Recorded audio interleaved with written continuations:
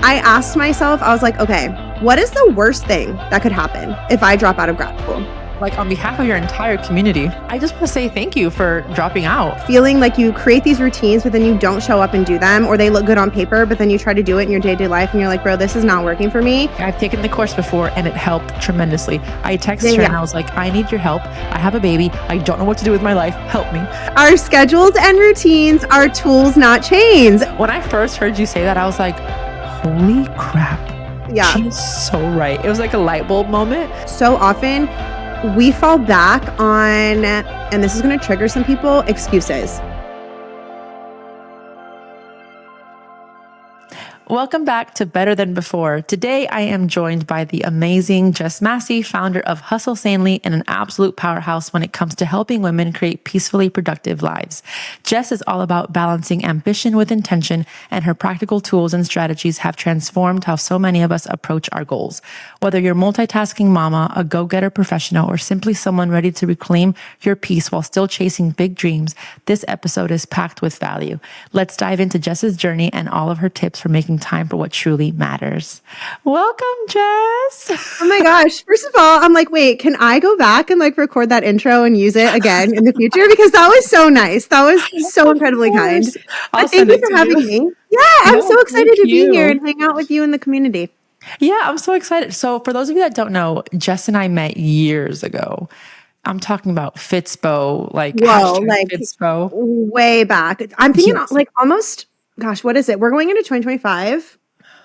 It had to have been almost 10 years ago. I'm too scared to look back. Yeah, totally. Yeah. And I think something that I wanted to say at the top of the episode, just to kind of share what kind of person Jess is. I don't really remember specifics, but I remember I was on a flight somewhere and I was connecting in Florida. And for some reason, my next flight got delayed. And I don't know if I posted something about like, I'm stuck in Florida. But Jess was like, come on over, you can stay here. And I was like, what? I remember this so vividly, dude. Oh my gosh. It's like a core memory. Yeah. So I took an Uber to her house, and tell me why we had like, you actually taught me how to like freeze bananas and use them in your acai bowls. I cannot, yeah. And so ever since then, I've frozen my bananas. And every time I use them, I think of you and how you would melt your peanut butter and drizzle it on top. I'm crying. No, that was like, I remember that. I think that was that was for sure the first time we met in person. Totally. And right. Yeah. And I remember that. That's like before I lived in Tampa. I lived like on the outskirts of Tampa. Yeah. Yeah. And I remember like driving you to the airport in the morning. Yeah. Oh my gosh. Yes.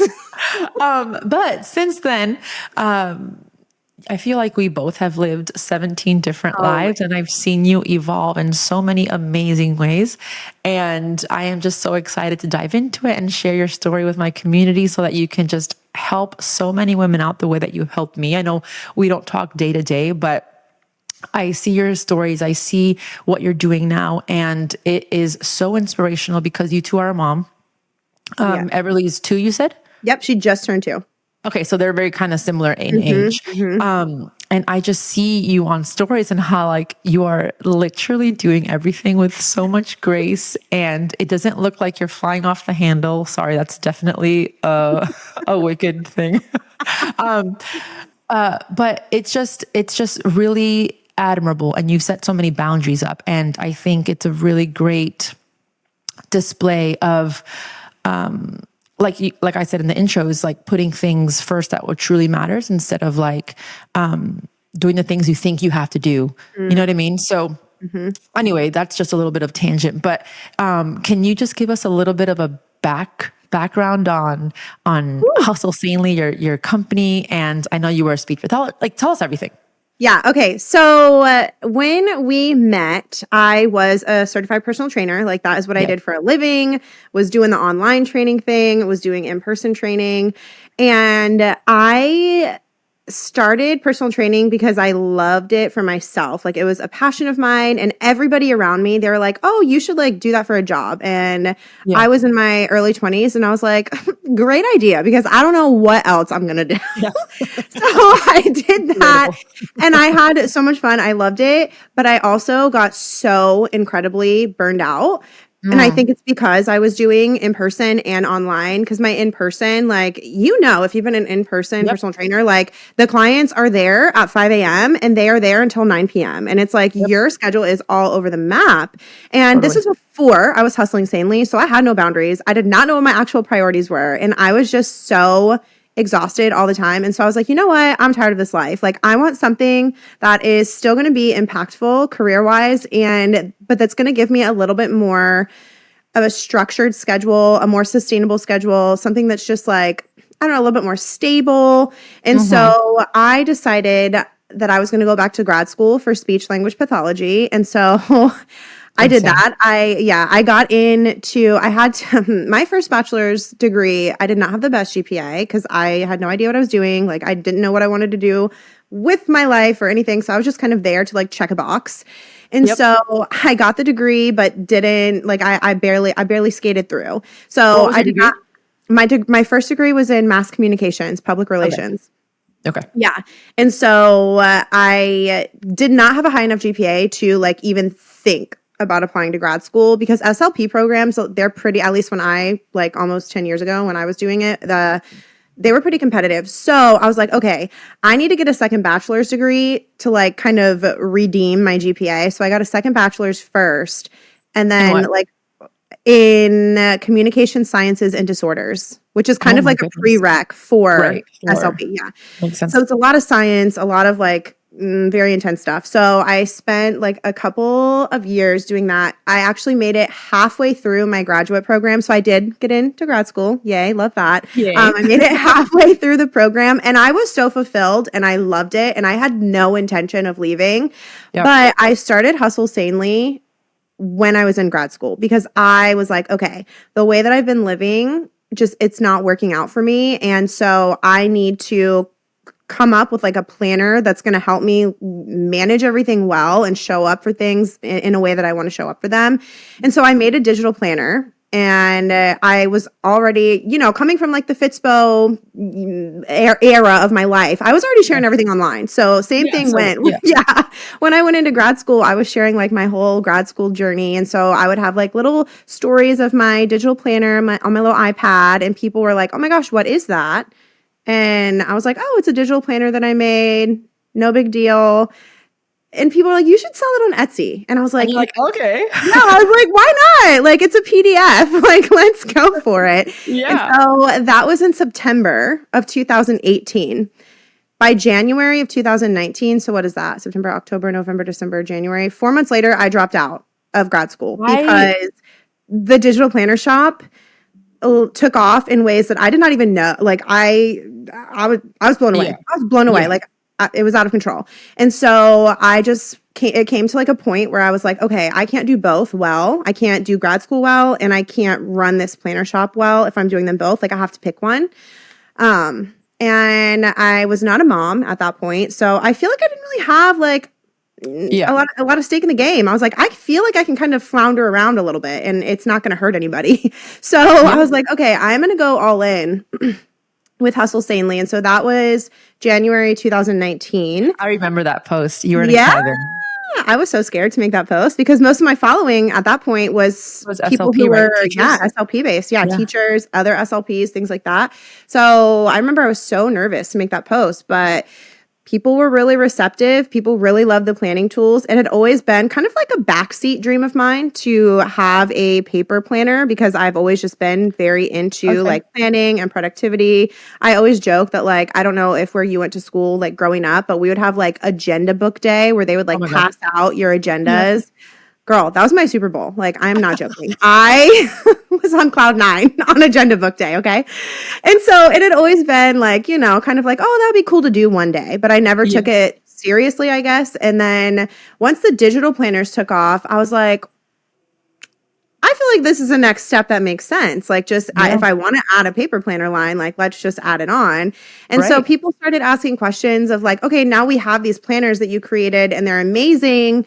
But like, we need help with time management. Like, can you please help us? And I was like, oh, so that's why I call Hustle Sanely like a community-centered productivity company, because everything that I've ever done through Hustle Sanely, like creating courses, doing the podcast, doing coaching, it's all been what the community has asked for. Like they kind of guide what I create and like what directions I go when it comes to business.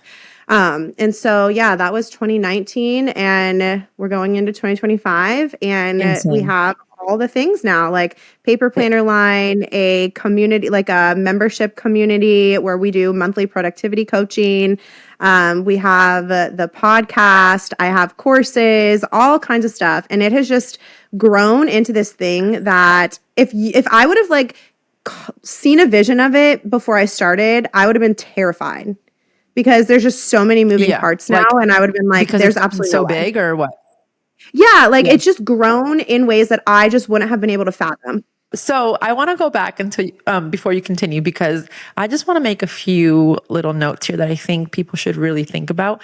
The fact that you quit grad school halfway through after wanting to do it so badly, and that was a goal that you had. And how did you get to that conclusion of like, you know what, I'm going to stop and go all in? Because I've been in phases of my life where I have tried something and I work really hard at it, and maybe it's just not for me anymore. And the fact of me saying like, oh, I don't want to do this anymore makes me feel almost like I'm quitting or I'm failing at it. Mm-hmm. So how did you kind of separate the two, or kind of even negate that part? Because it's not a failure. You're actively choosing that you don't want to do it. So I know it's not a failure, but in your subconscious, sometimes you think, oh my gosh, I failed. So what was your thought behind that? And can you walk us through that a little bit? Yeah. So for me, I feel like I alluded to like the beginning part of it. I knew that I couldn't do both well. And a value of mine, like just a personal value, is doing things with excellence. I don't like to do things if I'm not going to be able to do them well. And so to me, it was almost like a disservice to my graduate program if I was going to try to like hang with one foot in the door, especially because I'm working with people in the healthcare field. Like that's a big deal to me and not something that I would ever want to take lightly. And so I was like, okay, I can either like hang in and just finish for the sake of finishing, which is what I did with my first degree. And I did not do well, as I mentioned earlier. And so that's just kind of, I think because a value of mine is doing things with excellence, it makes it a little bit easier for me to see things from that way. Like, okay, I know that I'm not going to bring to the table what this thing deserves. So I'd rather just stop splitting my energy and give it all to where I actually want to go so that I can do that thing well. And I was the thing, I'm sure you've heard of this, the ideal day exercise. I feel like a lot of people, okay. Oh, wait, so maybe. It's the exercise that kind of changed my life, for lack of a better phrase. And I would just go to bed every single night, like thinking about like waking up and making planning tools and like doing all that. And then when it was time for me to get up and go to class or go to my practicum or do whatever I needed to do for grad school, I was just in such a sour mood. I was like, wow, I am going into this with such a bad attitude. So like, why am I doing it? Like there's somebody else who could be in this seat in the graduate program, because there's limited seats, who actually wants to be here, who is actually going to like give his or her all. And I'm taking that away from them. So not only am I taking that away from them, I'm taking away like a skilled SLP from the future, like of the field. And then I'm also not giving my best to my dream. I'm not giving my best to, I'm not giving my best to my family and friends because I'm trying to juggle two things. And so I'm spread really thin. So I have nothing left to give them. And so there's just, in my mind, there was really no win if I stayed in grad school.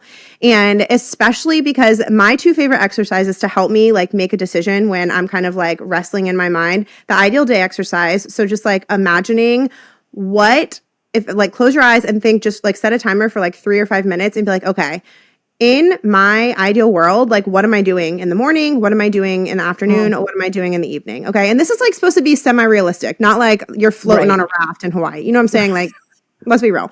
So wait, did you do the ChatGPT thing?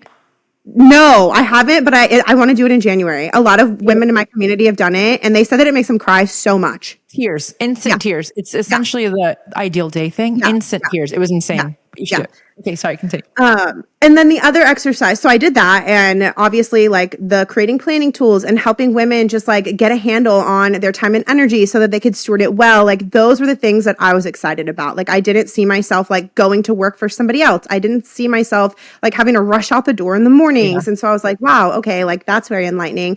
And then the other exercise is one that it's, I guess, a little bit of a bummer, but it's very empowering. So I asked myself, I was like, okay, what is the worst thing that could happen if I drop out of grad school? That's what I always do. And I was like, okay, if the worst thing that could happen if I drop out of grad school to pursue Hustle Sanely is Hustle Sanely, it crashes and it burns. And I stop making money. I stop, having an impact on people. Like it just, that's it. It's over. What would I do if that happens? I would go back to grad school. Grad school is not going anywhere, like I could go back or I could go get a job as a personal trainer again. Like there's just so many different options I could do if my dream didn't work out. And so once I feel like you give a name or you kind of just like identify like what is the worst thing that could happen, it's always so much worse in your mind. When you actually get it out and you say it or you write it down, you look at it, you're like, oh, that's not really that big of a deal.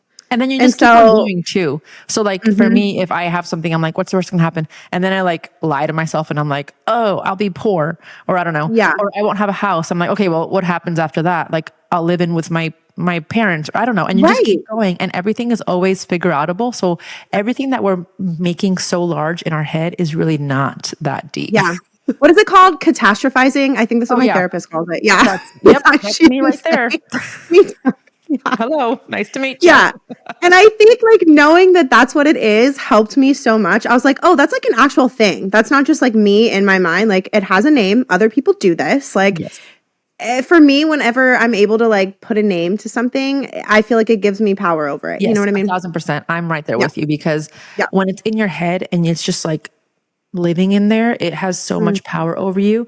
And I always say like when you speak it out, even though you don't have a solution for it maybe, but it doesn't have power over you anymore. Kind of like exactly what you were saying.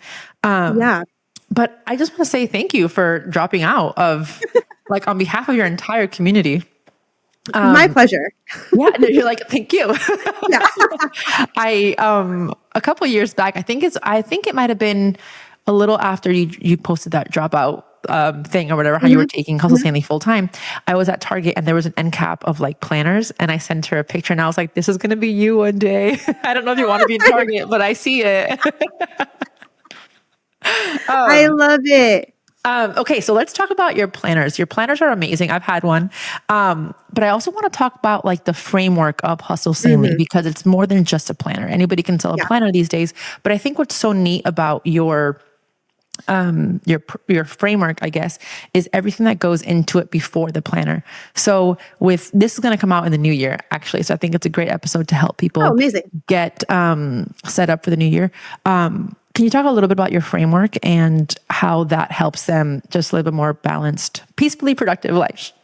Yes. So the framework is called the Hustle Sanely Planning System. And it's made up of what we call the 5 keys to hustling sanely. And like you said, we don't get into planning until key 4. Okay. Like keys 1, 2, and 3, it's laying the groundwork, because when you lay the groundwork, it makes your planning so much easier. Okay. It's not as overwhelming. You don't feel like you're kind of like flailing through like a million tasks all the time. So do you want me to say what the 5 keys are? And then you can kind of ask questions about what you want to know about you. I wanted to give that. I would love to the audience. Yay, to know, let's do it. But yeah, go ahead. Yeah, let's do it. Okay. So key 1 is get your mindset right. Key 2 is get clear on your vision. Key 3 is define your priorities. Key 4 is create your routines and your schedule. And then key 5 is implement Hustle Sanely 5 or HS5 every day. And HS5, it's a list of 5 habits, and it makes up like a daily routine. And I say routine because it's like you can do it however you want to do it. I do it different every single day. Like it depends on what's going on in my life, depends on how I'm feeling, depends on how Little Miss Everly is feeling. So, but the 5 habits that make up HS5, number 1 is complete your focus 3. So those are the 3 most important tasks that you need to get done that day. So obviously those are different. every single day. Number 2 is move your body for 30 minutes. So I intentionally said move and not exercise because I think what we need as far as movement goes differs day to day. It depends on, like I said, your energy, where you're at in your cycle. Like there's all kinds of different, how much sleep you got the night before, just like all kinds of different stuff. And I put that one in there. Yes, I used to be a personal trainer, so I am very passionate about physical fitness, but it's more so for the mental benefits is why that one's in there every day. Yep. And then the third habit is tidy for 15 minutes. So the way that I do that one is I have a routine for it. So every day I have like a focus room in my house and I just spend 15 minutes doing as much as I can in that room. So if it's the kitchen, I'll wipe the cabinets one week. Next week, maybe I'll clean out the refrigerator or, wipe the counters down and, whatever needs to be done. I just kind of look around and I'm like, okay, today is the kitchen day. I'm going to set a timer for 15 minutes and I'm going to get done as much as I can get done in this room. And then the next week, I know the kitchen's coming back up that next Monday or Wednesday or whatever day your kitchen day is. So I'll focus on something else in the kitchen, if that makes sense. It does. But I have a question because I've heard that before. Mm-hmm. And something I don't understand is, will your house ever be clean like in its entirety? It is because we have home opening and home closing routines every day. Okay. That also so you're not like, so I'm a big routine girly. Shocking. I know. I'm so sorry. We're going to be all over the place because this is also kind of selfish that she's on the podcast and I'm like, I need your personal help. I will say I've taken the course before and it helped tremendously. I texted her and I was like, I need your help. I have a baby. I don't know what to do with my life. Help me. And I did the course. Mm-hmm. But something that I'm really good at is creating the routines, right? Mm-hmm. But then I fall off. Yeah.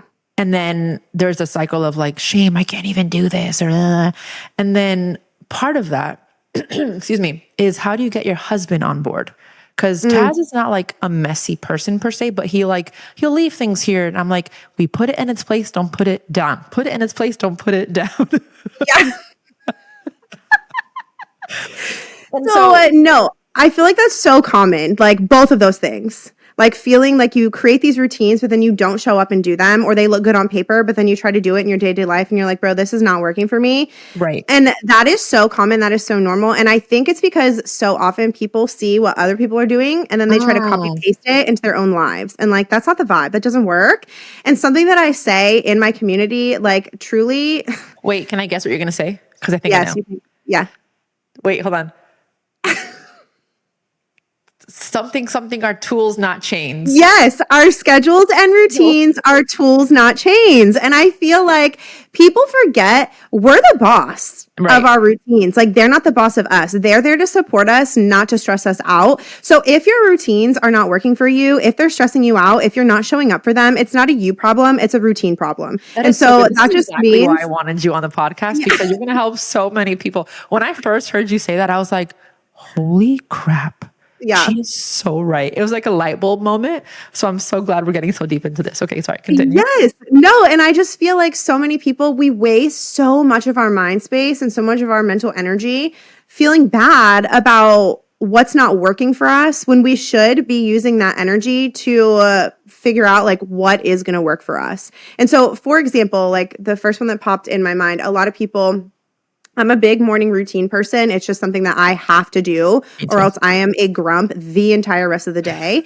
And so I am very particular about my morning routine and how it looks. And so people see mine and they try to do it and they're like, oh, this doesn't work for me. Like I don't wake up and do it. I want to sleep in, this, that, and the other, like whatever reason why it doesn't work in their life. And I'm like, okay, that's because it's my morning routine, not your morning routine, right? And like some of my people in my community, they're more like type B. They like more of like a go with the flow vibe. And so something that I suggest to them is instead of having like, okay, my morning routine, I wake up at 6, I walk in the kitchen, I ice roll my face, I make my coffee, I sit down with my journal, blah, blah, blah, blah, blah, blah, blah. Like that works for me. That feels comfortable for me. Like that, you know what I mean? Like I crave that. But if that stresses you out, have a morning routine menu where you're like, okay, every morning, I'm going to wake up between 6:15 and 6:45. You know, you give yourself that flexibility and then you have a menu of things and you're like, depending on what time I wake up, here are my 2 non-negotiables that I do no matter what. I make my collagen coffee and I go stand in the grass in the sunshine for 5 minutes to like get that, you know, morning light in my eyes. And then depending on what time it was, if you wake up, you have that menu of things of maybe like, I don't know, 5 or 6 things that you enjoy doing in the morning. And you're like, okay, I don't have time to do all of these any day ever. Yeah. So if I if I wake up like later, I'll choose one thing from the extras menu. If I wake up a little bit earlier, I'll choose 2 or 3 things from the extras menu. You know what I mean? So I feel like instead of fighting against yourself, work with yourself. Like you are not the problem. And I just think that so many people think that they're the problem. And that's just not true. I know, that's so crazy. That menu idea sounds actually really fun because like when you go to dinner, like, oh, what do I want today? You know what I mean? So that's a really good idea. I've never thought about it like that. Yeah. But I think, what would you say, like, for those people that can do the planning, can plan it out, but they find this resistance? Like for me, sometimes I feel like I know, for instance, I've been trying to plan out my week on a Sunday for years and years and years, but especially now with the baby, I'm like, I'm just so exhausted. And, you know, you hear like, make it like a, not an activity, but make it an experience. So like, I don't know, if you drink wine, have some wine and plan your day, but there's that resistance. And I don't know if you've ever read the book. I think it's called The Artist Way. And they talk about this resistance. I haven't read it. I've heard of it, but I haven't read it. It's really good. Obviously I'm not taking it into effect because I don't know how to fight this resistance. Right. But like, I don't even know if I'm making any sense. Like, how do you fight that resistance? Or is it literally just like your future you is going to thank you for doing this, for showing up? So just do it. I honestly think it's a little bit of both. I think that, you know, and I say this all the time, like, you know, when you're slacking versus when something just isn't a good fit for you, right? Yeah. Like we all know ourselves and like, you maybe can lie to yourself for a little bit, but like in your heart of hearts, like, you know, like whether you're just slacking or like, actually this is horrible and it doesn't work for me. And so I think just getting to the root of the resistance, be like, okay, why do I not want to do this? For me, if I had to plan my week on a Sunday, I would cry. Like that is just, it doesn't work for me. I plan my weeks on Thursdays, which is very out there. Like that's not very common to plan your weeks on a Thursday, but I still have my mental wits about me on a Thursday. Okay. My weekends, I want to be a potato. I don't want to have to use my brain at all. So if I had to plan my entire week in front of me on a Sunday morning or Sunday afternoon or even Sunday, like it would be a no for me. So I think it's kind of figuring out, we're so used to, like I said, seeing things be done a certain way, and like you're planning on Sundays, planning on Mondays, like that's what people usually do. But like there are so many other options that would support you better. And I think it's just a matter of like going into things and letting them be an experiment or like trial and error, and not being like, this is the way, like this is the only way. You know what I mean? Like just being a little bit more fluid, a little bit more flexible, and recognizing that life is fluid. Like, so you have to be fluid in how you go about things. And so I don't know, that's kind of, that's my take on that. No, that makes total sense. But okay, so how do I word this? So for those people that work from home and they don't have like a structured in and out time, and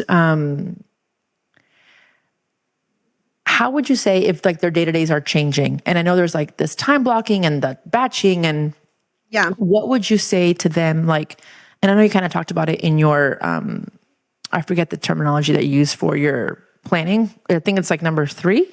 Yeah, focus 3. Like planning out your week. If you don't have, because when I was doing the course and you were saying not focus 3, the 3rd step. Oh, define your priorities. Yes. And then like you write in like the things that happen every single week. I feel like it's almost harder when you have nothing set in stone every single week and you can literally do, I know that for some people might be like, that's amazing. But for others like myself, I'm like, I am so overwhelmed with all of this time. And then sometimes it's like, what's that term? Paralyzed. Analysis paralysis. That one. Yes. Yeah, that's what I was about to say before you even said that. Yeah. So how do you, and then I obviously know the answer to this, right? Just like put in like your ideal week, what you have to do, what you have, whatever. But then I feel like for me, since I work for myself, if something comes up, I'm like, oh, I can switch this around. And then there goes the planning that I did. So I'm like, why do I even plan in the first place? So I guess my question is, how do you create those boundaries, or how do you stick to those boundaries to when you're juggling so many different roles and you want to obviously excel, but you also have the luxury of working from home that you're able to change. Do you see what I'm asking? Yes, 100%. And I tell people this, like clients that I work with, I feel like a lot of times people who work a 9 to 5, they feel like they got the short end of the stick when it comes to like planning out their week because so much of their time is pre-planned for them. Totally. But for a lot of people, that actually makes things a little bit easier. Like Adam, my husband, he was at a 9 to 5 until 3 years ago, this month actually. I remember that first couple of months of transition from like working at home and like being an entrepreneur, from like doing that right after his 9 to 5, he was just like, whoa, like Really? I am a free bird. And like, I just like, there's just so much room for activities every day. But then there was so much room for activities that he was just kind of all over the place. Like there was just no structure. So then he would feel overwhelmed, feel like nothing actually got done. Yeah. And so a big part of what I teach with the Hustle Sanely planning system is kind of going like following yearly planning in the sense of like, okay, so like you have a vision for your year and then you decide what you're going to focus on each quarter. Then you decide what you're going to focus on each month. And from that monthly focus, you're able to figure out like, okay, this is what I need to focus on each week of the month. And then that goes down even farther. You're able to figure out what you're going to focus on each day of the week to help you get back to the bigger goals, like the bigger vision. Right. Yeah. And I think some people that struggle with weekly planning, they get so wrapped up in the day to day or the week to week that they're just so micro focused that I think it can help to kind of go a little bit more macro and look at like, okay, what's my game plan? Like, what is my focus goal for this month? And I personally like to have a personal and a professional focus goal for each month. And when you have those like front and center, it helps with the boundaries, in my opinion. So like, I know what my priorities are and I know what my focus goals are for each month. So anything that is outside of those, I'm just like, no can do. Like, do you have these front and center like in your brain or do you have them written down like? No, they're written down. They are written down. They are in the planner for sure. So I think I have ADHD. Yeah. That's when I don't see something, it like, I forget it. And so for me, that's kind of what you were saying. Like it's written down. Sure, I can write it down. I have a vision board. I have the thing, but like, I'm just juggling so much every single day that to be brutally honest and super transparent with this community, like I will never pretend like I am better than anyone because I sometimes feel dumb.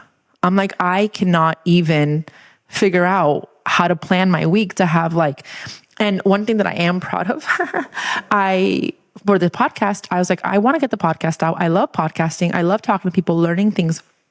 And I started the podcast and it was great. And then it dropped off because again, I had no systems and I planned it, but they would just disappear.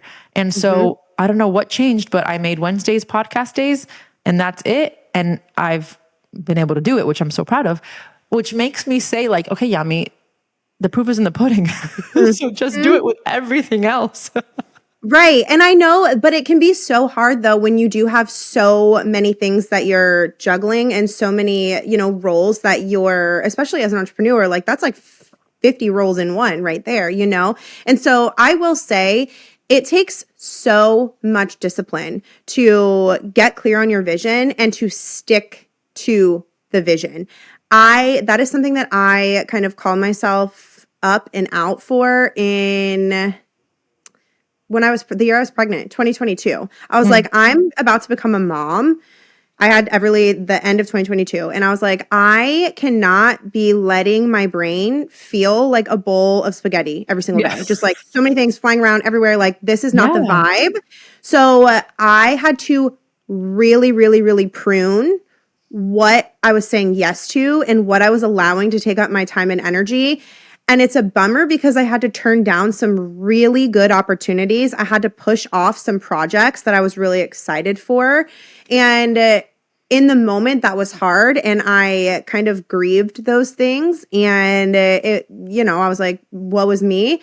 But the fruit of that has been so worth it. Me being a present mom, like my first year of being a mom, so 2023, like working mom, I took 3 months maternity leave from my business. And for most entrepreneurs, like They're like, that's No. impossible. You can't do that.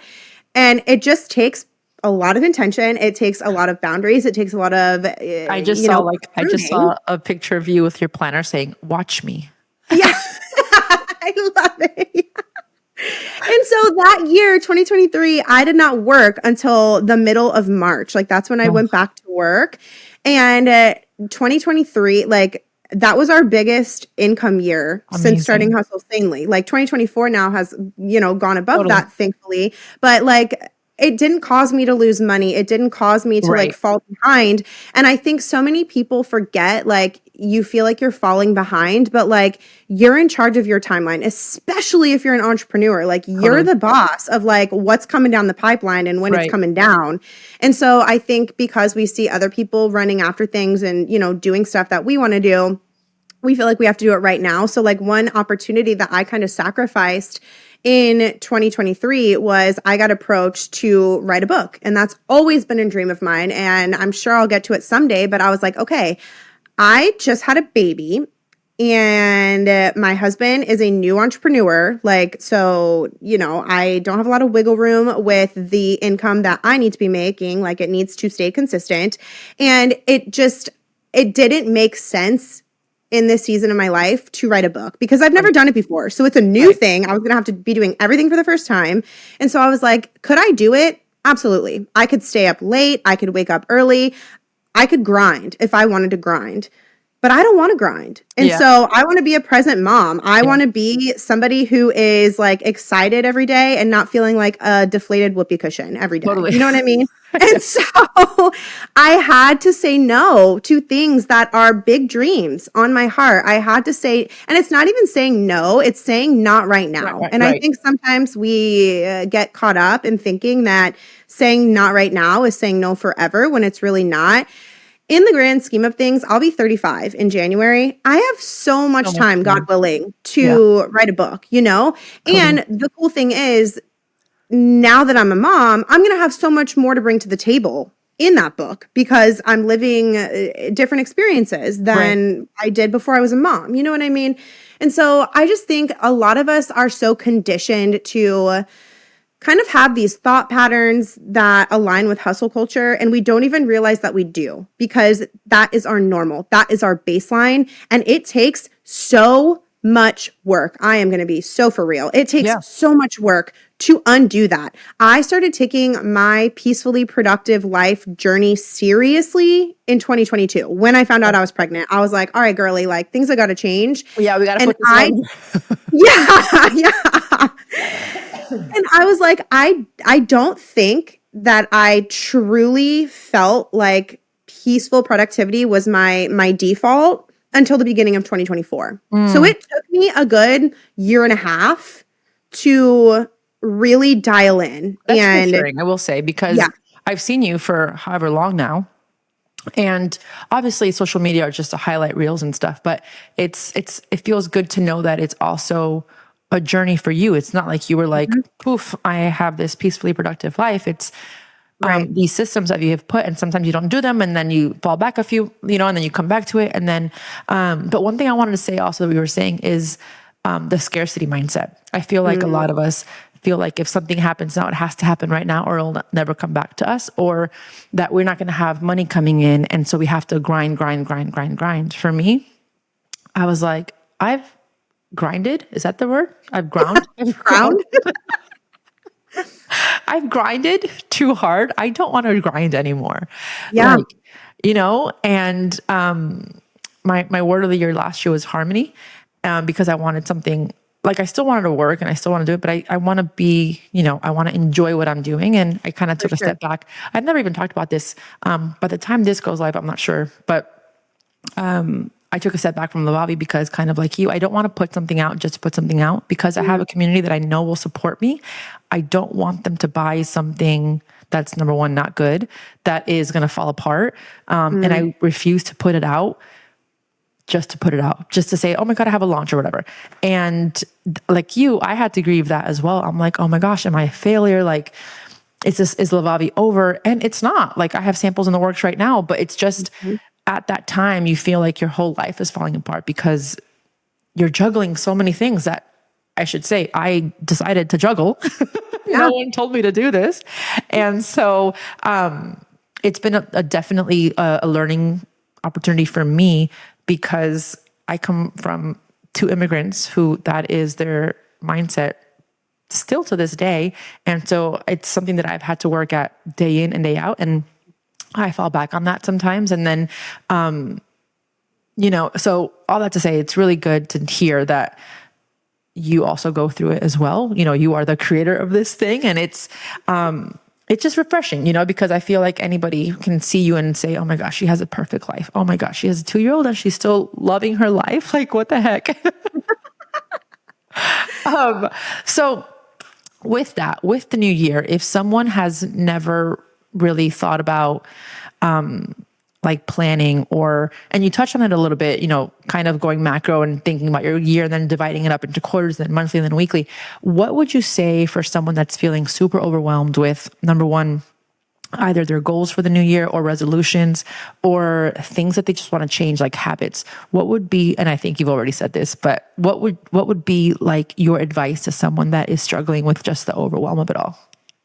I would say to figure out, first of all, get it out of your head and get it on paper if you have not done that already. Okay. Right. So get your goals out on a piece of paper in front of your eyeballs or a Google Doc or whatever works for your brain, and figure out. So what I teach a lot of my clients and students to do when it comes to I feel like when we get overwhelmed, it's because everything is jumbled up. Like we've got to give stuff space to breathe, right? And so I feel like giving stuff space to breathe is a very good first step that doesn't take a whole lot of brain power, and it doesn't take a whole lot of systems right out the gate. So I think getting all of your goals out on a piece of paper in front of you, and then scheduling them by doing this. So I want you to just draw a T chart on the left side of the chart, right? Like all the months of the year. So these are all the months of the year. I guess it's not a T chart because it's going to be 1, 2, 3 columns. So whatever that's called, like a 3-column chart. Okay. And so all the way to the left, you're going to write all the months of the year. So just going down January, February, March, April, blah, blah, blah, all the way to December. In the middle, you're going to write life events. So whatever is going on in your life that you already know. So if you know that you are going on a family summer trip in June, put that on there. If you know that you have a major work deadline in October, put that in there. And you don't have to put every single life event that is happening. Just people stress out about it. Don't let yourself get stressed out about it. Just write what you know. If you don't know about it, then don't stress out about it. Right. Just write down the prominent events that you already know are coming up for 2025. And then on the last column, I want you to write goal, when you're going to do the goal. So you're going to write, so you'll have the months, what's going on in your life, and then the goal that you're going to focus on that month. Give yourself one, especially if you feel like in the past you've struggled to show up for your goals, if you've struggled to, do your goals at all. That is why I teach doing a monthly focus goal. Now, I'm at the point in my life where I can do a personal and a professional one, and I don't feel spread too thin or overwhelmed. But when I started, I would have one, whether it was personal or professional. And so look at what's going on in your life. And if you have a huge, work deadline or something in October, you're not going to schedule an intense goal for October. Maybe you'll stick more of a habit goal there. So okay, I would like to start going on a walk 2 times a week. That would be a good thing for October because it's something that you can weave in with not so much time. Does that make sense? Yeah, totally. But just to clarify, that's the goal you want to focus on, not have the goal done by, right? Correct. And some of I think it depends on the goals. There's so many different types of goals. And that's something that we're going over in my membership in January, because I think a lot of people get tripped up. But there are just so many different types of goals. And some of them you will complete in a month. So for example, in my own life, I just lost my grandma in November. And so that really prompted me to start being more intentional about my own health. And I am a healthy person, but I don't go to the doctor. I don't even have a primary care doctor. Okay. I have never gotten blood work done.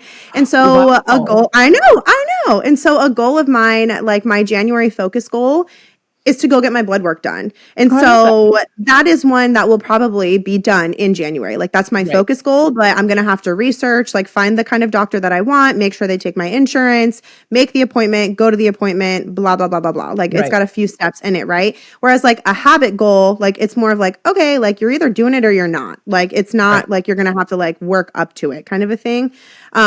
And so I think it depends on the type of goal. Like I am launching a new course in March in my business, and that is going to be my focus goal in February. And it's not going to be done in February, but that's when I want to do the bulk of the work on the course is in February. So it's my February focus goal, even though the launch is in March.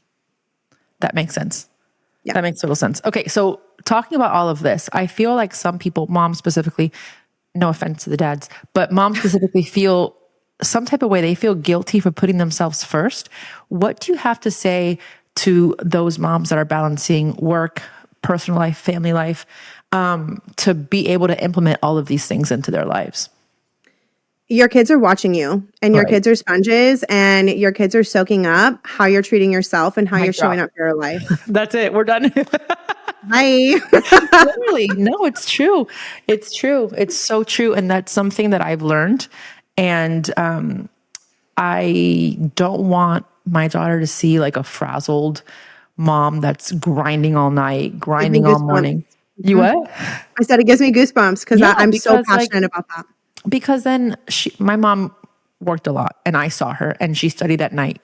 And so I don't know that I'm repeating it maybe in some way, but I don't want her to do that.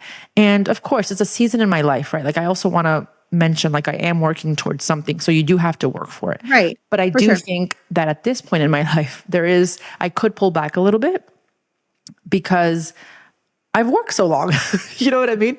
And I don't think that working hard necessarily means to be in front of a computer all day or neglect your family or neglect your personal health, because like you just said, the kids are the sponges and they're watching everything that you're doing. And why am I answering your question? Sorry, go ahead. No, you're fine. I feel like so often, and that is why key one to hustling sanely is get your mindset right, because so often we fall back on, and this is going to trigger some people, excuses. Like we love making excuses for ourselves, myself included. We all do it. I am calling all of us out, but I'm also calling us up. Like we have to do better. Like it's our job to do better. Like when I was in SLP grad school, I had to take neuroanatomy. And so like I learned about like the makeup of the brain, and like we can actually change how our brains are wired. Like and that is huge. So I think it's our responsibility to like reframe how we're thinking about things, because here's the truth: how you're thinking about things, your attitude about something, it's going to affect how that thing goes in your life. Totally. 100%. Like the attitude you bring to the table is going to affect the outcome of that thing. So you better be careful. You better be mindful of the attitude that you're bringing to the table for something. You know what I mean? And then something else. I feel like I'm being yelled at. Sorry, Mom. My community calls me Sassy Jess. She comes out sometimes when I get very passionate. Sassy Jess. Keep it coming. But Sassy Jess, she calls us out, but she calls us up. You know what I mean? She doesn't just leave us called out. Yeah. But something that you said that stuck out to me too is like, you're like, I can pull back right now. Like I definitely have, like, there's places that I can pull back in my life. And I think sometimes we get caught up in thinking that pulling back is a negative thing, but I'm sure you've heard this analogy before, but it always resonates with me so much. Think about like a bow and arrow. Not like I've ever actually used one in my life, but like you pull the arrow back in order for it to shoot forward, right? It's the same thing for us. Like we've got to pull back if we want to shoot forward, because if we don't pull back, we're just going to keep like trying to truck along, and you run out of energy, and you're just going to be like the little arrow that just like boop. You know what I mean? What would you say to someone that's in that like vicious cycle of like burnout, and they get organized for a little bit and they burn out? What do they do to reset their life? Like how do they just reset, start from scratch? I think people are looking to reset and start from scratch when really I think we need to take where we're at and pare down. We don't want to be adding stuff on. I feel like that's what people jump to when they're in that burnout cycle, is wanting to add stuff on. But that's just going to stress you out more. That's so good. That's so true. Okay. So you're just saying like, just get as granular as possible and just take out and okay. We call it like in the Hustle Sanely community, like your baseline. So we have two versions of us, our surviving self standard and our thriving self standard. Yeah. So it's like you need to figure out what is your surviving self standard. Like, how can your life keep going with you doing the least? And I mean, keep going. Yeah. And you need to be okay in those seasons, not growing, not accomplishing new things, not adding on new routines. Like, that's what a baseline is. And that's the thing when it comes to living a peacefully productive life, is you have to understand that every season of your life is different. Your capacity is different in every season of your life. And you have to respect that. You have to honor that. I was actually, that's one of my questions that I had that I actually skipped because I felt like we kind of touched on it, but you talk so much about that. And how do you approach the goal setting and those routines when your life is busier or you're in a different season, or I don't know, like let's say something crazy happens, like you lose your job, or, you know, like, is it kind of what you just said, like the survival schedule? Yeah. So something that I teach is having a quarterly check-in meeting, and I do it every quarter. That's why it's called quarterly check-in meeting. But you can also do it if you have like a seasonal change in life and it doesn't follow like the quarterly calendar. Yeah. So it's in your calendar. You see it like a week ahead and you're like, oh, that's next week. It's in my radar. It's not like you're like in your mind. You're okay, cool. Yep. And I have the perfect example of when I had to do this in my own life. I had my whole 2022 planned out, ready to go, knew all the goals I was going after. And then I found I was pregnant in March. And I was like, oh, all these goals literally out the window. Do not care about any of them anymore. And I didn't feel bad about it because my circumstances changed, like my energy changed, everything changed. So it would be silly for me to try to stick with what I was doing before I found out I was pregnant. You know what I mean? Same thing when you have a baby. Like, I think a lot of us tend to want to go back to exactly what we're doing, whether it's the way we work out, the way we do our job, the way, whatever. And as soon as we accept that that no longer is who we are evolved. I think the first step is acceptance and then just going from there. So I really love that you say that. Okay, well, we've done so much today and I could keep talking to you forever. This is so helpful for me. So I hope it's as valuable to the community, but we will end with one question. What is one piece of advice that has made you better than before? Oh, I love this question. One piece of advice that has made me better than before is that your best is going to look different every single day.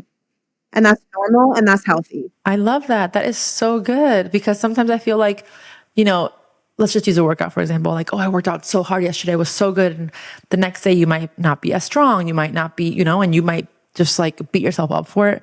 But I love that so much. You just dropped so many truth bombs. I have to call you more often so you can help me. You're like my new therapist. Thanks. Please do. I would love to chat. Okay. Where can everybody find you? Tell us about your courses, your agenda. They're probably all sold out now, huh? Not yet. We ordered so many because we always sell out. Okay, can you share how many? Is that too much? Yeah. No. I don't care at all. I think last time I checked was Monday. What is it, Wednesday? We were just over 500. Sold? So we've got 500 left. Okay. Yeah. Can you share how many you ordered? Yeah. So of the 2025 plan, like dated, we ordered so random 2,700. Holy moly. You better work, girl. I am so proud of you. I know I already said this, but I'm so proud of you. And you have just seeing your trajectory, it gives me like reassurance because like you, I've pivoted so many different times. And sometimes for me, I feel like that's a negative thing. But seeing you and just seeing you like in your zone, like I feel like this is what you were meant to be doing your entire life. And seeing you is just so beautiful. So thank you so much for just showing up for yourself, taking a chance on yourself, and just being just the absolute best. And thank you so much. But wait, tell people where they can find you and everything else. Oh, yeah. Okay, so the planners are at hustlesanely.com. Everything that I do, like as Jess Massey, the productivity coach, like the podcast, the courses, the community, all of that is at jessicamassey.com. Amazing. And Instagram is the same. Yeah, at Jess M. Massey. Love it. And at Hustle Sanely. Yes. You know how it is. It'll be linked below for ease. Thank you so much for just being here and just telling us all these amazing productivity hacks. This is just going to be so great. And I know it's going to help so many people. So thank you so much. And if you aren't following Jess, go follow her right now. She's going to change your life in the best way. Thank you so much, Jess. Thanks, Yami. Love you. Love you.